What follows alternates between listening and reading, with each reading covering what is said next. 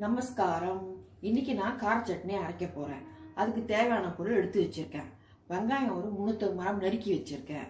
அப்புறம் வெத்த மிளகாய் ஒரு 10, பூண்டு ஒரு 10-12 பல்லு உரிச்சு வச்சிருக்கேன். புளி கொஞ்சோண்டு எடுத்து வச்சுருக்கேன். ஒரு தக்காளி. இதெல்லாம் நல்லா உப்பு போட்டு மிக்சியில நல்லா நைஸா அரைச்சிட்டு தாளிச்சு கொட்டி வதக்கணும். வதக்கினா கார சட்னி தொட்டுக்கிறதுக்கு, தோசைக்கு இட்லிக்கு தொட்டுக்கிறதுக்கு நல்லா ஜோரா இருக்கும். அரைக்கும் போது முதல்ல மிளகா வத்தல், பூண்டு, உப்பு போட்டு முதல்ல நல்லா நைஸாக அரைச்சிட்டு அப்புறம் மற்றதெல்லாம் போட்டு அரைச்சாக்க உங்களுக்கு மசியும்.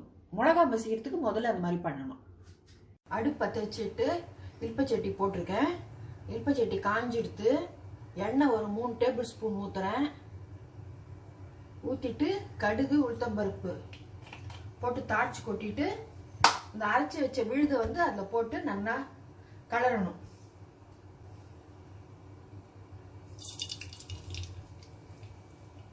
உளுத்தம்பருப்பு கொஞ்சோண்டு போடுறேன்.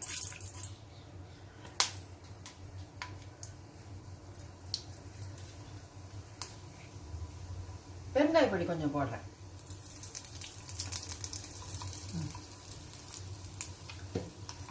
அடுப்பு சின்னதா வச்சிருக்கேன்.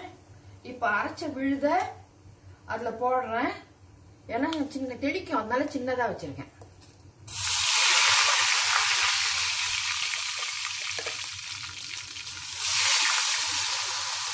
அரைச்சி விழுது எல்லாத்தையும் போட்டேன். அப்பப்போ கலரி விடணும். மூடி போட்டு மூடி வச்சோம்னா சுத்தி தெளிக்காம இருக்கும்.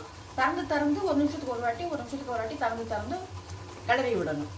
ஒரு 5 நிமிஷம் நல்லா அடுப்புல வதங்கணும். அது கார சட்னி ரெடி. எப்படி இருக்கு பார்த்தீங்களா?